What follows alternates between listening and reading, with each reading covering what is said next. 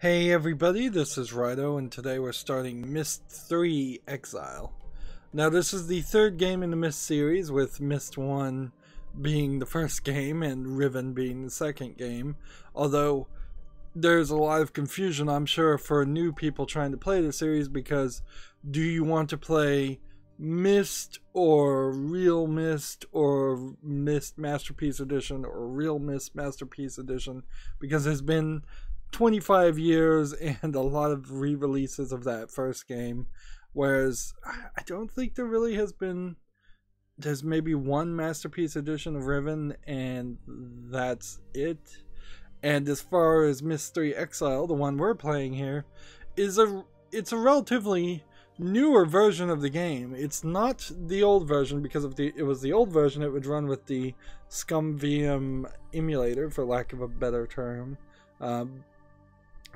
But it doesn't.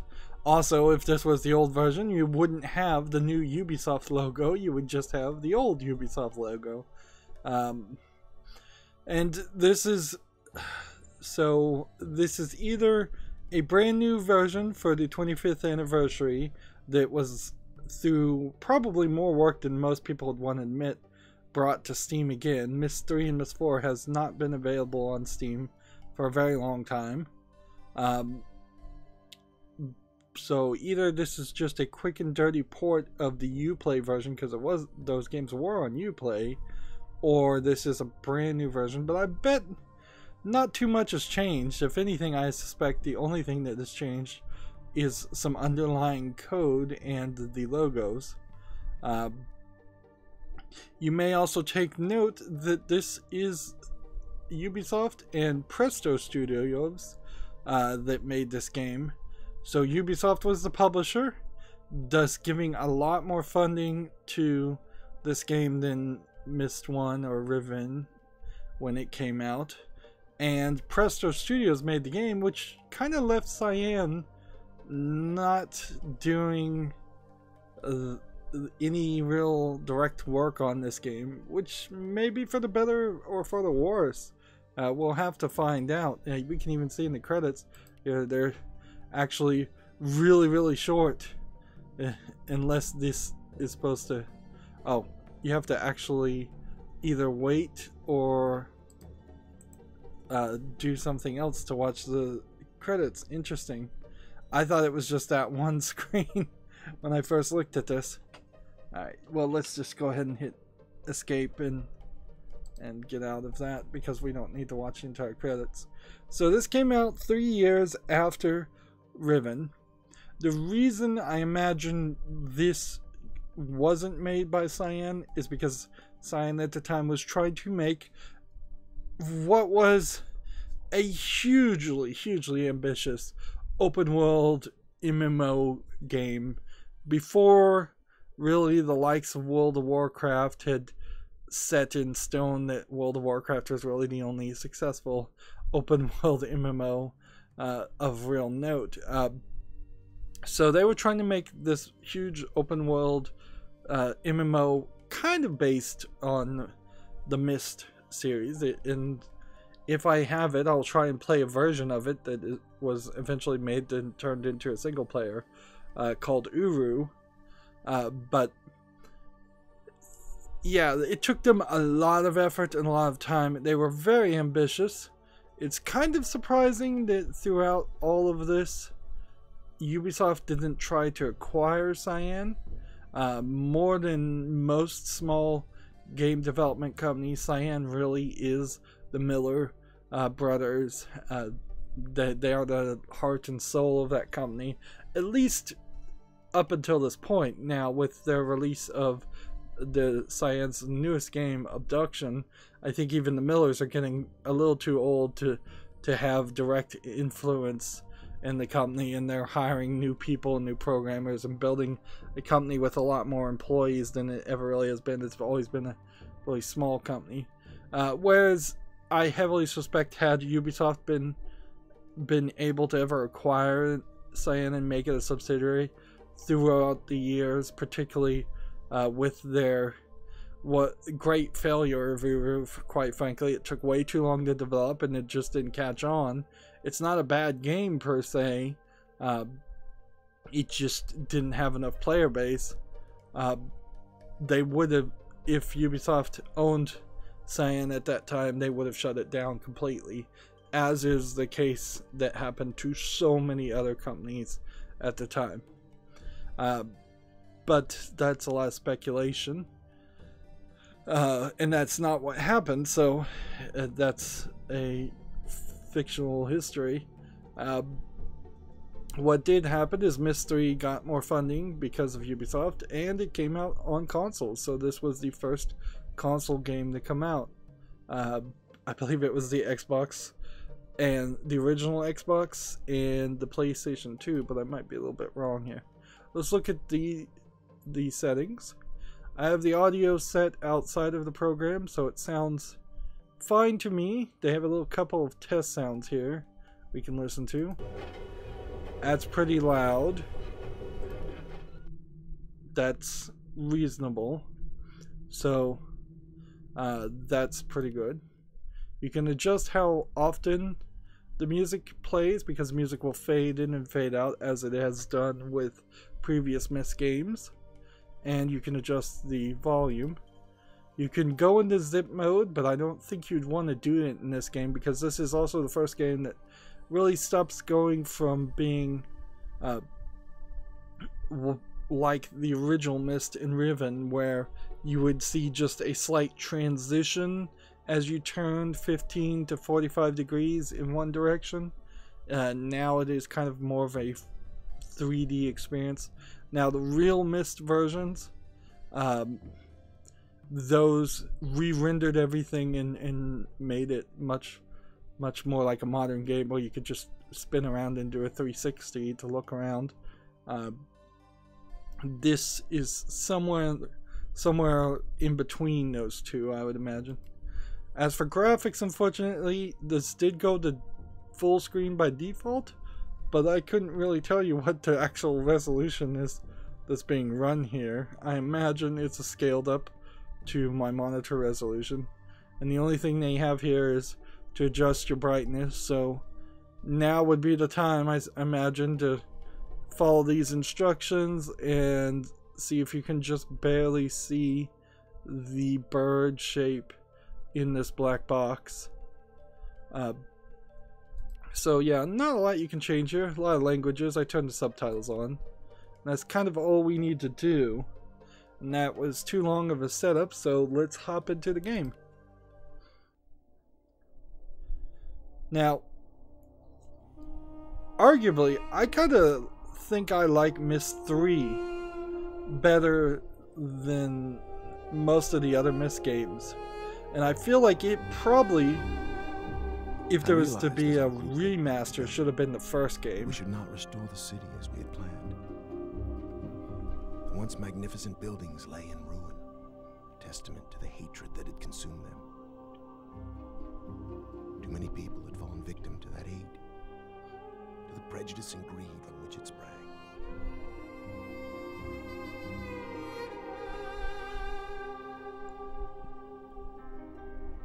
Gazing out across the cavern, I decided to write another age. One that would help the Dunny survivors begin again, free from the tragedies of their past. So with my wife, Catherine, supporting me, I put aside that past to write a future. More than a year has gone by since I finished writing Releashan. I have a new daughter, who I hope will someday link to that age with me. And as I imagine Yisha meeting the Dunny, those brave men and women who are building a new life for themselves, I realize I've been given another chance as well. A chance to learn from my mistakes and leave the past behind me once and for all.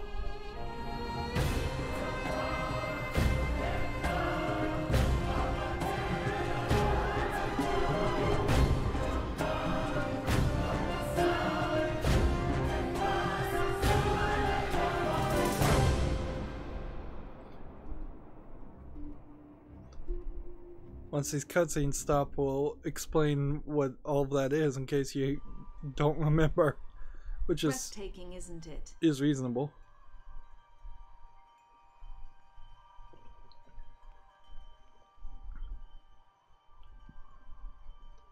So you can see now the camera is moving with the mouse. No more transition from one angle to the other. Instead, it is a 360 photography animation merged with live action that kind of is way ahead of its time. Nowadays, you see this kind of photography with like GoPros and real estate photography and action sports. We call it Tamana. We moved here after Atreus finished writing Relation. He wanted us to have a new home too. I'm so glad to see you. I told Atreus our paths would cross again. He was just going to grab something for your trip to Relation, so he shouldn't be terribly long. Unless he decides to check over the whole house first, which means he could be hours resetting all his padlocks. But I know he was looking forward to introducing you to the Dunny, so he shouldn't be terribly long. Why don't you wait in his study? So, here you have live action green screen photography that they put. What happened in Myst 1 is we found out that the two brothers of Atreus, the two sons of Atreus, who were brothers to each other, both kind of tried to capture, possibly even kill their father Atreus. We save Atreus, and at that point we go to Dunny, but we're trapped in one small area of Dunny, and we didn't really ever get the idea that there were other people in Dunny, but now they are saying there were, and we saved them and we moved them to a new area instead of rebuilding that world, which is what Atreus was doing. He wasn't per se rebuilding Dunny as much as maintaining it from falling to pieces with his magic book writing in Riven. And meanwhile, while he was doing that, he sent you on the mission to save Catherine, his wife, and now they have a daughter. So theoretically, like at least 9 months plus, you would say a year and a half has happened between the events at the end of Riven and now. Now, as for the father of Atreus, I don't believe he ever shows up again in the game. And Atreus isn't like the best guy ever. I mean, he's kind of this a little too powerful godlike creature that can create worlds, and if you get on his wrong side, he does sometimes seem to have a temper. But in this game in particular, you start to see where he, well, works on that quite a bit. And you start to see more humanity grow in him, and that's kind of the theme that they're setting up here. What else is there to really say? Not too much. Clearly, this was a huge reveal, though. Like, nowadays, this feels like this is nothing for a game. But when this happened, and the fact that this might have been on a console and this is happening, and you can just look wherever you want to look, and you're seeing full motion in a much wider screen, that is really crazy. Unfortunately, I am getting black boxes everywhere, and I don't know if there's really a way I can fix that. It might be pretty impossible to fix that. Alright, so we have two doors. We can click here to walk forward, and she's just gonna sit there. You know, this trip is exactly what Atreus needs right now. I haven't been able to get him out of the house for months, ever since he found his journals out of place. But seeing how well the Dunny have settled in on Relation should help him to finally relax. I'm not sure we actually get to the city of Relation, or the world of Relation anyways. So we have like 2 different ways to go. Let's see if this unlocks. I'm sorry, the other door. So you still get transitions this way, but you don't really click on people to talk. And in all honesty, this is kind of an early bait and switch as far as a game goes, because while we see this video here, you have to remember when this came out, this was fitting onto a CD-ROM. So the looped video here that's playing back and forth in the audio is pretty much all we're gonna see. So we'll see 4 or 5 people and in a few places, and that's it. We're not gonna get to the point where we see hundreds upon hundreds of people. In fact, in none of the games do we ever really run into a lot of people, and that's what Uru was trying to change in part by having it be an MMO. Notice when you just can move, there's a finger in the middle of the screen, and when you can interact, there's a hand, and again, not adjustable. I mean, it's quite frankly a miracle this even came back to Steam, but yeah, I think a reboot of the entire series, a remake, combining all of the games into one long game, fixing some things, changing puzzles, would be cool. But then again, also, I kind of don't want Cyan to do that. I'd prefer if it was a new, like, third-party company that tried to do something new and interesting with it.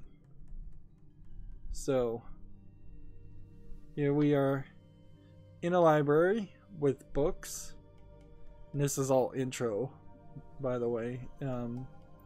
This is all going to kind of go away in a second, and we will never come back here. Here we have a mural, perhaps, of something. And interesting, you can magnify the bottom part. See, this might be a mural of what happened to Dunny. Looks like it was a gas leak that killed people. Or this might be a mural of something that happened somewhere completely different. We have in here the book of Relation, which is being held in a device quite like we saw in Riven. Over here we have a mural of probably Atris. Yeah, this is what we saw at the beginning. Atris deciding not to rebuild Dunny. And instead writing him a new world to move to.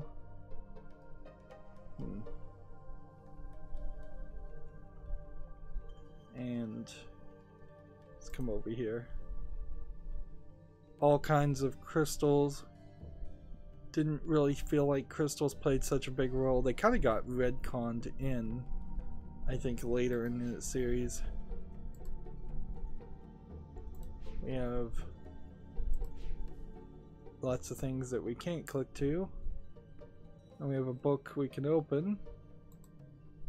Here you have a drawing of that you assume Atris did. Toman, thank you for responding to my quick request. Note padlocks. As you know, security in... What does that say? Security is something... Security in something has become an important use of issue of late. Perhaps I'm overreacting. Catherine suggests but the idea of someone may have been sneaking right into my study, reaching all of my journals, disrupts me. I hate when they do things like this and then they use fancy fonts that are hard to read at weird angles. But I think that might be just a personal issue too. After what happened to my library in Myst, after my own sons, Cirrus and Aknar, destroyed so many of my books, I've come to realize how delicate the link is to my worlds. I've never been able to repair the burned books, to link to each of the ages and find out if the inhabitants survived. So all the books that were burned on Myst Island in the first game, as far as we know, everybody died.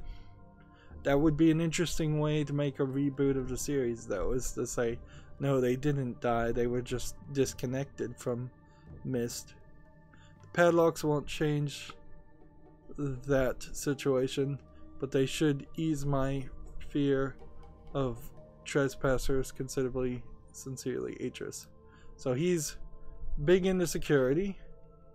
Not a big deal, personally, to me.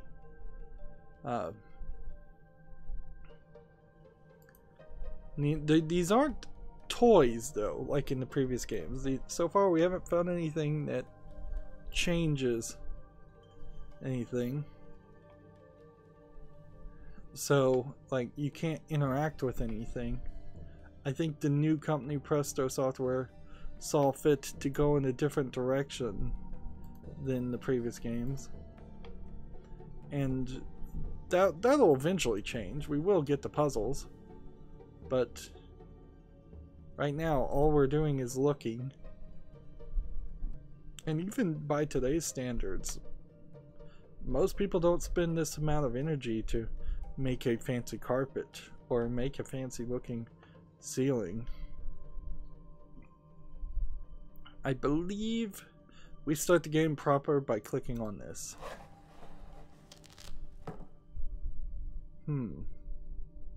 Well, that is a statically destroyed world, and I do not think I would click on that, because that does not look like a proper linking book to me. That looks like a book you'd probably get trapped in.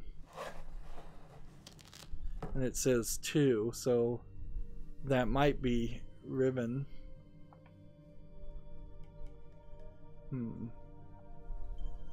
So what else are we supposed to look at? There's something clearly I'm supposed to click on. Probably. Well, my friend, this. I see you found the Rilishan book. Catherine tells me you've been here for some time. I'm sorry if I've kept you waiting. Since we'll be gone a few days, I needed to secure some of my things. And I also wanted to bring you this. It's a journal I kept while I was writing Rilishan. I thought you might find it interesting to read about what I'd hoped to achieve, compared to what the age truly is. Well, just let me get my keys to unlock Rilishan and we'll be off. Oh, and I'm interested in hearing what you've been up to in recent months.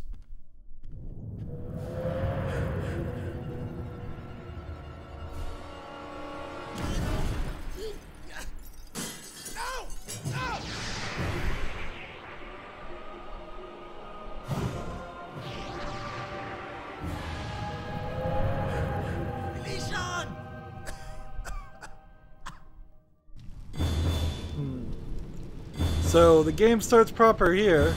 Someone has come and kidnapped basically all the people. And all you can do is click to go forward and set the place on fire, leaving Atris to not follow for some reason. Like, it kind of needs a cutscene to tell you that, oh, the book burned after you touched it, and that's why you didn't follow. And so now we're into the game proper, and just wanted to mention that right now, some of those I think it's the brothers, like, are the Miller brothers, and Atris is an actor, but it might be that Atris is one of the Miller brothers, and one of the sons is a Miller brother. We're supposed to just be chasing after this guy. And it sets a very video game goal here. Compared this to Myst 1, where you're just kind of left wandering around to do whatever you want, and you don't even really know what you're supposed to do. Like, here's your goal. Super easy. Your goal is to get to that guy, rescue the people. Very, very video gamey. And I don't know if he's gonna walk in front of that again. Nope, it's just like 2 cutscenes where every time... Yep.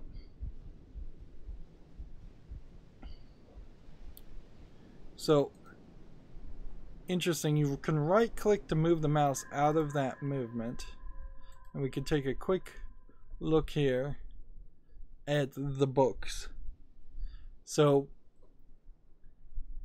what he writes creates a world. Now, this is the rule, and this was always the question that never really got well explained in the 2 previous games. Was he actually writing a book because he was getting some kind of magical visions that was letting him see a different world that already exists? Or was he writing a book that was creating a new age, as they were called, a new world? At this point, they're saying he's totally creating a new age and making it from nothing. But he still does not have a level of mastery to it in which he can create a world that is exactly as he hoped.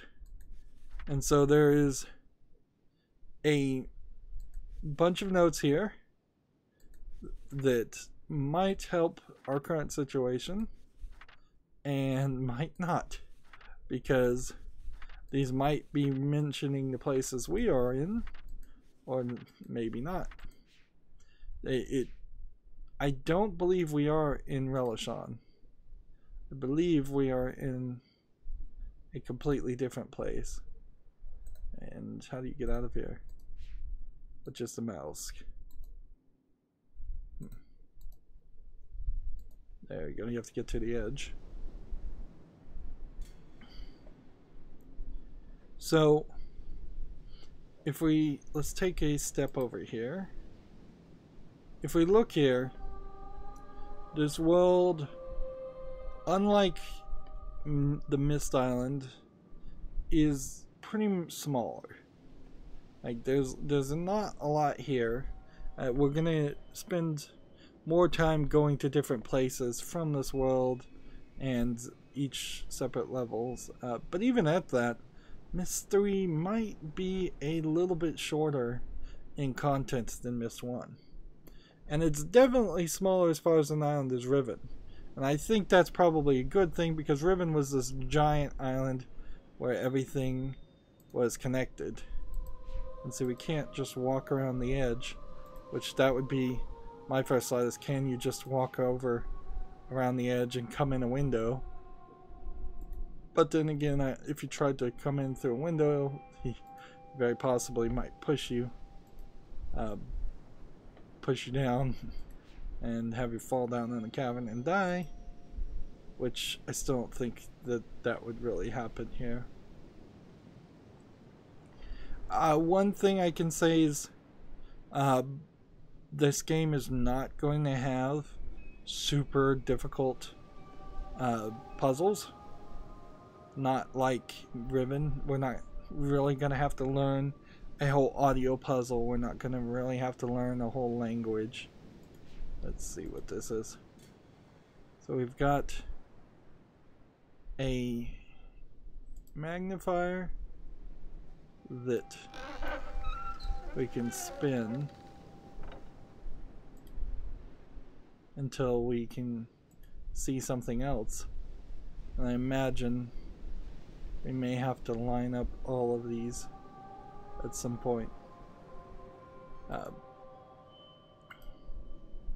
And you know what's funny is I kind of don't completely remember what is in Myst 3, even though I said it's probably my favorite of the games. But there is some stuff in Myst 4 that kind of overlap what is set up in Myst 3. And Myst 4, I believe, is also made by Ubisoft, and it's not until a long break period that Myst 5 came out. It was only 3 years when this came out between Riven and this, whereas even Riven took 4 years to come out after Myst 1 did. It's kind of interesting that you can walk over in corners and it not really matter, but you know, you're not getting a free roaming. Like, there's no controller support here in this version, or if there is, it's not implemented. Let's see. And there's no WASD or arrow control setup, anything like that. So it's odd that this would have controller support, but it did at one time. Some version of this game certainly did. And so we're gonna have to, I think, roll this out of the way. I saw over on this side there's a ladder, so perhaps the reason why we could walk over here is because there's a ladder here.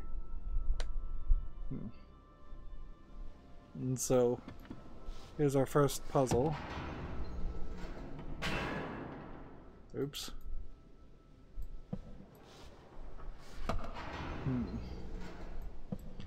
And for a Myst puzzle, this is actually quite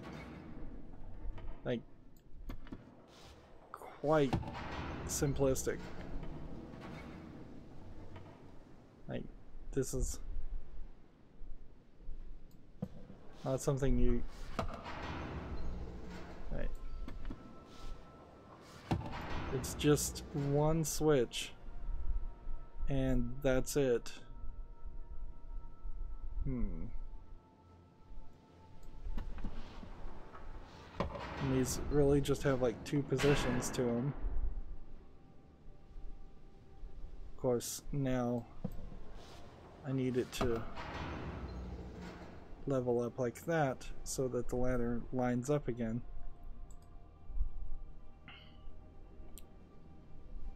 And yeah, modern games would have had some inner dialogue or notes that you write yourself, even if you didn't want to voice the main character. They did a pretty good job of never really identifying the character you're playing as, although he clearly is a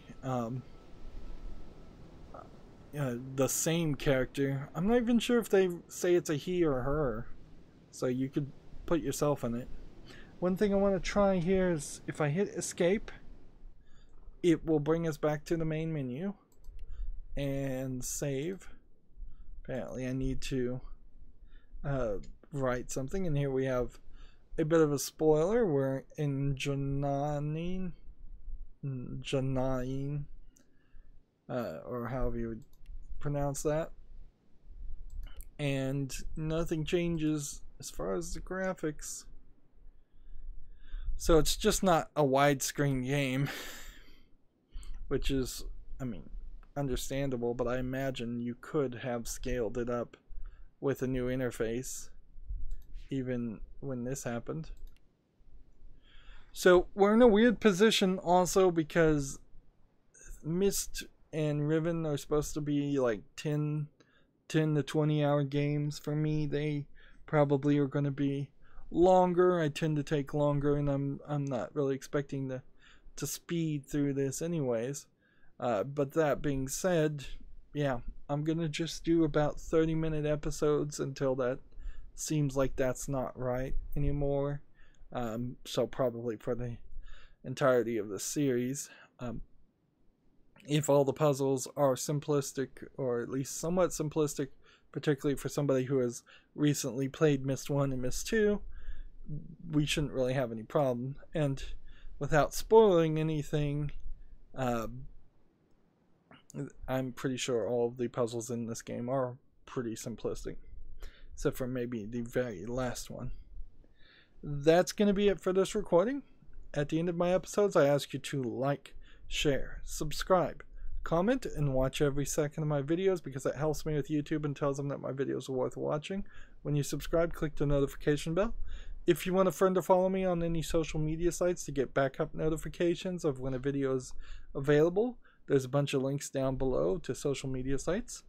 Also, there's a link to Patreon where you can support me, or you can friend me on Steam and gift me a game off my wish list.